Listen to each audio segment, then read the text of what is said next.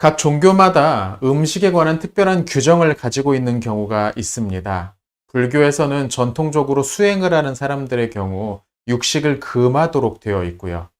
중세 가톨릭에서는 사순절 기간 동안엔 육식을 먹지 못하도록 명령을 내리기도 했습니다. 하지만 이 기간에도 생선은 먹을 수 있었는데, 그래서 이 중세 수도원들을 보면 큰 저수조를 만들어서 그 안에 생선들을 양식해서 이 기간에도 먹을 수 있었다고 합니다. 재미있는 풍습이죠. 하지만 역시 이 오늘날 음식과 관련된 중요한 규례들을 가지고 있는 종교는 이슬람교가 아닌가 싶습니다. 이슬람교의 종교법에서 허용된 음식을 할랄 푸드라고 부르는데요. 이 할랄이라는 말 자체가 아랍어로 허용된 것이라는 뜻이죠. 반대로 허용되지 않은 것이라는 말은 하람이라고 합니다. 이 이슬람 음식법에 따르면 돼지고기와 술이 금지됩니다. 그런데 이게 또 단순한 게 아니고 이슬람의 여러 종파들마다 그 기준이 조금씩 제각각이라고 하네요. 돼지고기와 접촉한 그릇에 담겼던 음식도 먹으면 안 된다고 말하는 종파도 있고요. 또 도축하는 과정에서 적절한 방식으로 해야 한다거나 아니면 도축한 사람이 반드시 무슬림이어야 된다라는 그런 규정을 가진 종파도 있고요. 정통파 유대인들 사이에도 비슷한 종류의 음식 규정이 있습니다. 이른바 코셔 푸드라고 부르는데요. 이 역시 그 유대교 종파별로 제시하는 기준들이 약간씩 다르다고 합니다. 그래서 한마디로 정리하기는 조금 어려운데요. 돼지고기 같은 특정한 짐승의 고기를 금지하고 또 육류와 유제품을 함께 섭취하는 것을 허용하지 않는 것, 이런 것들은 좀 공통점이라고 할 수 있죠. 엄격한 종파의 경우에는 유대인이 조리한 음식만 먹어야 된다라는 식으로 주장하기도 합니다. 오늘날 정통파 유대인들이 지키고 있는 음식과 관련돼서 무엇을 먹어도 되고 무엇을 먹으면 안 되고 하는 것들은 다 구약 성경, 그 중에도 레위기와 신명기에 나오는 구절들에 근거합니다. 앞서서 이슬람교의 경우는 코란에 기초한다고 할 텐데요. 이 이슬람 경전인 코란이 소위 토라라고 불리는 모세 오경의 내용과 상당 부분 겹쳐져 있습니다. 많은 내용을 차용해 왔죠. 그래서 이 두 종교의 음식법은 그 뿌리가 비슷하다고 할 수 있을 겁니다. 바로 오늘 우리가 함께 살펴볼 부분이 그 음식법과 관련된 규정인 레위기 본문입니다. 아마 레위기 법하면 가장 먼저 떠오르는 게 바로 이 음식과 관련된 규정일 텐데요. 무엇은 먹어도 되고 무엇은 먹으면 안 되고 하는 규정. 그게 아주 유명하죠. 오늘 이 내용을 좀 같이 살펴보려고 합니다.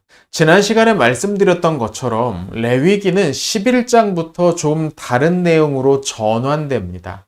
1장부터 10장까지가 성소를 중심으로 해서 제사와 제사장, 그런 제도들이 소개되고 있다면 이제부터는 11장부터는 백성들의 삶 속으로 들어가서 어떻게 앞에서 제시된 그것들을 그 삶 가운데로 적용해낼 수 있을까를 고민하는 그런 이야기가 펼쳐지죠.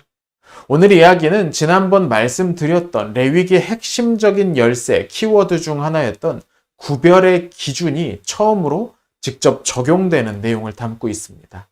앞서 나답과 아비후 사건 때 하나님께서는 제사장들에게 거룩한 것과 속된 것, 부정한 것과 정결한 것을 구별하는 책무가 있다는 것을 일깨워 주셨는데요. 레위기 11장부터 본격적으로 이 분별하는 임무가 적용되는 것이죠.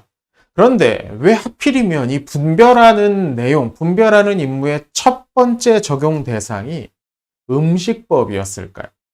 좀 더 고상하고 뭔가 좀 더 멋있고 대단한 이야기부터 시작했으면 더 좋지 않았을까요? 먹는 이야기로 시작한 이유는 무엇일까요? 그건 아마도 이 먹는 일이야말로 모든 사람들이 단 하루도 빼놓지 않고 그것도 평생 동안 계속하는 일이기 때문이 아닌가 싶습니다. 이 먹는 문제에서마저 거룩한 것과 부정한 것을 떠올려야 된다면 하나님의 말씀을 기억하고 하나님을 대면해야 하는 자리가 바로 식탁이라면 우리의 삶 속에서 하나님을 떠올리지 않는 날이 단 하루도 존재하지 않을 것이기 때문이죠. 병원에 가서 약을 처방받으면 보통 그 약의 식후 얼마 안에 드십시오. 또는 식전 얼마 안에 먹으십시오. 뭐 이런 이야기가 함께 딸려옵니다. 근데 약이란 건 효과가 일정하다면 하루 3번 나눠 먹으면 8시간에 한 번씩 나눠 먹는 게 맞잖아요. 근데 굳이 식사 시간에 맞춰서 약을 먹으라고 하는 이유는 기억하기 쉽도록 하기 위해서였습니다. 저는 오늘 본문의 이 음식법이 거룩한 것과 속된 것, 부정한 것과 정결한 것을 구분하는 첫 번째 적용 케이스로 나오는 이유도 바로 여기 있다고 생각합니다. 자, 그럼 본문의 내용을 좀 더 살피면서 이야기를 진행해 보죠. 본문을 보면 동물들을 몇 가지로 구분하고 있습니다.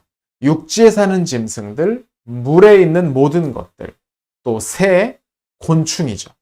각각 땅과 물, 하늘에 사는 것들을 가리킵니다. 그리고 각각의 영역마다 먹어도 되는 것과 부정해서 먹으면 안 되는 것, 금지되는 것들이 구별되죠.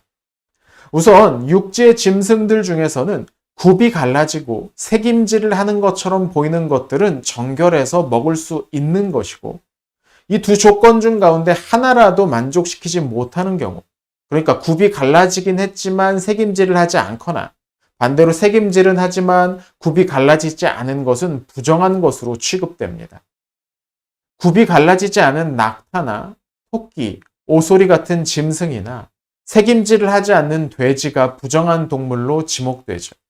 근데 이 기준도 정밀하지는 않습니다. 오늘 본문 6절을 보면 토끼가 새김질은 하지만 굽이 갈라지지 않은 짐승으로 나오는데요. 실제로 토끼는 되새김질을 하지 않습니다. 그냥 끊임없이 뭔가를 씹는 것처럼 입을 오물거릴 뿐이죠. 그러니까 여기서 새김질이란 정확히 말하면 새김질을 하는 것처럼 보이는 뭐 이런 뜻인 겁니다. 물에 사는 것들 중에는 지느러미와 비늘이 있으면 정결한 것, 없으면 부정한 것으로 여겨집니다. 예를 들면 장어나 오징어 같이 비늘이 없는 것은 부정한 짐승으로 여겨집니다. 새에 관한 기준은 따로 등장하지 않습니다. 다만 먹을 수 없는 새 종류만 설명되어 있죠. 독수리나 솔개, 까마귀, 타조 같은 조류들은 먹을 수 없었습니다. 일반적으로 육식을 하는 새들이 부정한 것으로 규정되지 않았나라고 말하기도 하는데 명확한 근거가 있는 건 아니죠. 그리고 끝으로 곤충입니다. 곤충은 새와는 반대로 먹을 수 있는 종류의 곤충이 설명됩니다. 뛰는 다리를 가진 곤충은 먹을 수 있었습니다. 메뚜기, 귀뚜라미 같은 것들이죠. 이 메뚜기 같은 건 갈수록 이 식량이 부족해지는 요즘 중요한 단백질 공급원으로 세계적으로 주목받고 있는 곤충이기도 합니다. 자, 그럼 도대체 어떤 것은 부정하고 어떤 것은 정결하다고 판정하는 그 기준은 어떤 원리를 가져온 걸까요? 이 질문을 가지고 여러 학자들이 오랫동안 고민을 해왔습니다. 그래서 몇 가지 설명을 제시하기는 합니다. 근데 이 모든 기준을 완벽하게 설명하는 것들은 아직 들어보지 못했습니다. 존재하지 않는 거죠.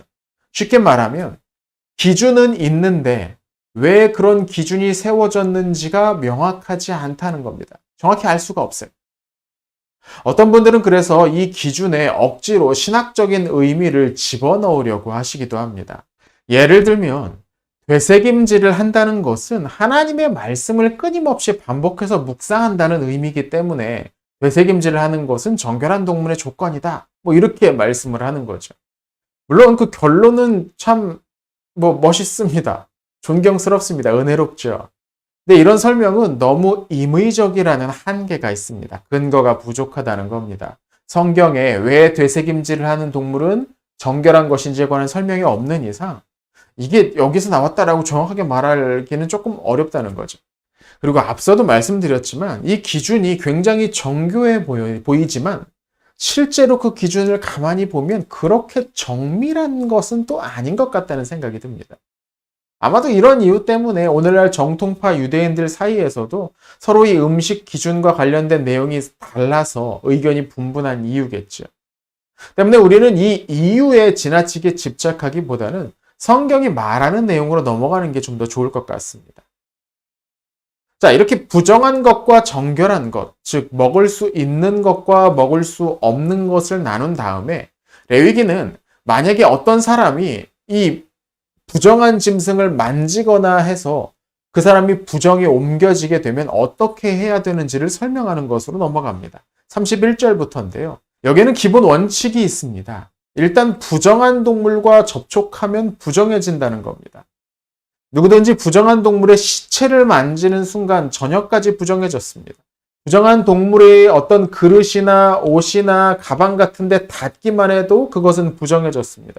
그러니까 여기서 말하는 이 음식으로 인한 부정, 짐승으로 인한 부정은 꽤나 강한 전염력을 가지고 있다고 해야 될 겁니다. 부정해진 물건의 경우 그것을 만약에 흙으로 간단히 만들 수 있는 것이라면 모두 깨뜨려 버렸습니다. 질그릇이나 화로, 화덕 같은 경우죠. 하지만 이 규정의 적용은 지나치게 엄격한 것만은 아니었습니다. 예를 들면 34절을 보십시오. 어떤 부정한 것이 축축한 식물, 즉 먹기 위해서 조리된 식물 위에 음식 위에 떨어지면 그 음식은 물론 그 그릇도 부정해졌습니다. 근데 이건 뭐 양이 적으니까 폐기한다고 해서 큰 손해가 나지는 않습니다. 하지만 37절에 나온 것처럼 밭에 뿌리기 위한 씨앗에 떨어진다면 그 씨앗이 부정해지지는 않습니다. 만약 그렇지 않다면 이 종자를 담아둔 곳에 부정한 동물, 곤충 한 마리만 들어가 앉아도 그의 농사는 불가능해지겠죠. 또 샘물에 부정한 짐승이 떨어진다고 해서 그 샘물을 다 막아버려야 될 필요는 없었습니다. 물이 워낙에 부족하니 팔레스타인 지역의 특성상 그랬다가는 사람들이 제대로 살기가 어려웠겠죠. 결정적으로 사람이 먹을 수 없는 부정한 것에 접촉했다고 해서 또는 40절에 나온 것처럼 심지어 그것을 먹는다고 해서 그 사람이 어떻게 되고 그 사람이 어떤 특별한 절차를 거쳐야 되고 그런 것도 아니었습니다. 그는 그저 자신의 옷을 깨끗하게 빨고 아마 이때 몸도 씻었겠죠. 저녁까지 기다렸습니다. 저녁이 지나고 새날이 되면 유대인들은 하루의 새로운 시작이 저녁부터 시작된다고 봤거든요. 그는 다시 정결한 상태로 돌아갈 수가 있었습니다. 별다른 조치를 취할 필요도 없이 그저 기다리기만 하면 된다는 겁니다. 특별한 제사를 드릴 필요가 있는 것도 아니고 제사장에게 나아가서 검사를 받거나 그런 것도 아니었습니다. 그러니까 앞으로 나올 이 케이스들과 비교해서 음식으로 인한 부정함은 이례적일 정도로 덜 무겁게 여겨지는 부정함이었다는 겁니다. 사실 음식으로 인한 부정함이란 다른 사람들이 알기가 쉽지 않습니다. 부정한 동물이 와서, 특별히 곤충같이 작은 것들이 와서 어딘가에 닿았는지 안 왔는지 일일이 신경 쓰면서 어떻게 다닐 수 있겠어요? 길을 걷다가 여기를 잠깐 서 있었는데 날파리가 날라와가지고 입에 들어가 버렸다. 이거 어떻게 볼까요? 까마귀가 날아와서 앉았다. 그 앉았다 갔던 그런 그릇이 있다면 이걸 그 까마귀가 거기 앉았을 때를 가만히 지켜본 사람이 아니고서는 어떻게 알 수 있었을까요? 알 수가 없는 것이죠. 직접 본 사람 말고는 흔적이 남지 않으니까요. 그렇다고 집에 있는 모든 그릇을 하루 종일 지켜만 볼 수는 없는 법 아니겠습니까? 그렇다면 이 규정은 상당히 임의적일 수밖에 없습니다. 완벽하게 지키는 것이 거의 불가능에 가까운 일이라는 겁니다. 물론 자신이 직접 식재료가 되는 짐승을 잡아서 먹을 수 있었던 고대에는 상대적으로 오늘날보다는 그 어떤 과정을 거치는지 그 사람이 알 수 있는 가능성이 높았을 겁니다. 하지만 그것도 상대적으로 그렇다는 것이지 완벽하게 알 수 있는 것은 아니었습니다. 보이는 것은 피할 수 있었지만 보이지 않는 것들, 보지 못한 것들은 어쩔 수가 없었다는 거죠. 그리고 앞에서 말했듯이 여기에 나오는 부정한 짐승과 정결한 짐승을 나누는 기준도 그 원리를 정확하게 알 수가 없습니다. 이 세상에 사는 모든 동물을 포함하고 있는 것도 아니고 그 기준도 상당히 외형적인 부분에만 치중해 있어서 실제 습성과 다른 부분도 있다는 거죠. 그렇다면 오늘 이 본문에 실린 이 지나칠 정도로 자세하고 구체적인 규정들은 다 뭐란 말일까요? 본문의 규정들을 단순히 해부학적 지식이나 생물학적 수준이 조금 떨어졌던 고대인들이 적당히 임의로 만든 금지 규정쯤으로 여긴다면 그냥 읽고 지나가 버리면 그만입니다. 하지만 이 본문을 하나님께서 그분의 백성들에게 실제로 주신 말씀이라고 본다면 그렇게 여기고 넘어갈 수는 없을 겁니다. 그럼 이 본문의 의미는 무엇일까요? 하나님은 왜 이 대단히 모호하고 하지만 그 범위는 지나치게 넓은 이런 규칙을 백성들에게 주셨던 걸까요? 저는 오늘 본문에 등장하는 소재들, 장소들의 눈이 갔습니다. 가만히 한번 보십시오. 어떤 것들이 등장을 합니까? 우선 31절을 보면 길에 죽어있는 짐승의 시체들이 존재합니다. 도시에 살고 있는 우리들에겐 익숙하지 않은 장면일지 모르지만 고대인들은 거의 전부가 시골에 살았습니다. 고대 도시라고 해서 오늘날처럼 잘 정비된 상하수도 뭐 이런 폐기물 처리 시스템 뭐 이런 것들이 있었던 건 아니죠. 사실 18세기만 하더라도 유럽만 하더라도 그냥 길가 도랑에다가 오물을 쏟아 붓곤 했던 게 일반적인 관습이었으니까요. 그러니 여기에 나오는 이 죽은 각종 동물의 시체가 여기저기 널려 있는 모습은 자연과 거의 더불어 살고 있던 고대인들에겐 아주 익숙한 모습이었을 겁니다. 36절에 나오는 마을의 공동 샘물, 저수지 같은 것들도 마찬가지죠. 또 본문에 어떤 물건들이 나올까요? 32절을 보면 나무 그릇이, 33절에는 질그릇, 즉 흙으로 빚어 만든 그릇이 보입니다. 또 다시 32절을 보면 옷과 가죽, 그리고 사람들의 물건을 담아서 운반하는 데 사용했던 자루가 보입니다. 비닐이나 플라스틱을 쓰지 않는 친환경적인 생활을 하고 있었죠. 35절을 보면 화덕과 화로가 보입니다. 요새는 전자레인지, 오븐, 전기밥솥 같은 것들이 하던 기능을 예전엔 이 화덕, 화로가 했었죠.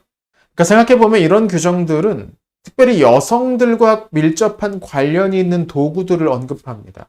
율법 규정은 분명 여성을 율법 준수의 주체 중 하나로 보고 있다는 말이죠. 그리고 마지막으로 살펴볼 부분은 37절과 8절인데요. 여기를 보면 곡식을 파종하기 위한 종자, 즉 씨앗도 등장합니다. 이 시기의 밭이란 직장을 말합니다. 일터입니다. 대부분의 사람들이 이 밭과 관련된, 땅과 관련된 일을 하던 시대였습니다. 땅을 갈아 씨를 뿌리고 추수에 얻은 곡식으로 다 같이 먹고 살았으니까요. 그러니까 이 규정을 가만히 한번 생각해 보십시오. 지금 이 율법 적용의 대상과 장소는 그냥 이스라엘 사람들, 고대 사람들이 사는 삶 전체를 말합니다. 고대 이스라엘 백성들이 일상생활을 하는 모든 공간이 이 율법의 적용 범위라는 거죠. 집 안에 있는 뭔가를 담을 수 있는 각종 용기들, 집 앞 화로와 화덕, 일을 하는 곳인 논과 밭, 그리고 살아가는 모든 길이 이 율법의 적용 대상이었습니다. 다시 말하면 그들이 살아가는 모든 곳에서 하나님의 백성들은 이것이 하나님 앞에서 부정한 것인지 정결한 것인지를 분별해야 했다는 말입니다. 즉 그들은 모든 일상적인 공간 속에서 하나님의 법을, 하나님을 만나야 했다는 거죠. 이 규정이 다름 아닌 음식, 즉 무엇을 먹을 수 있느냐 없느냐에 관한 법이라는 점은 이런 생각을 더 강화합니다. 앞서 말씀드린 것처럼 모든 사람은 먹어야 합니다. 특별한 경우를 제외하고는. 그러니까 무슨 기간을 정해놓고 금식을 일부러 한다거나 몸이 아파서 먹을 수 없다거나 하는 상황이 아니라면 전 세계에 살아가는 모든 사람들은 단 하루도 빠지지 않고 식사를 합니다. 그렇다면 이 규정은 단 하루도 빼지 않고 하나님을 기억하고 그분의 말씀을 마주하도록 만드는 그런 규정이라는 겁니다.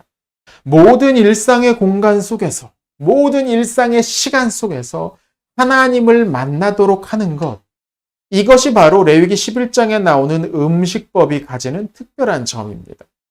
예를 들어 뒤에 나오는 규정들, 산모가 아이를 낳아서 부정해지는 경우나 아니면 특정한 질병에 걸려서 부정해지는 경우를 다루는 율법 규정들은 모든 사람, 모든 장소, 모든 시간에 관련된 게 아니죠.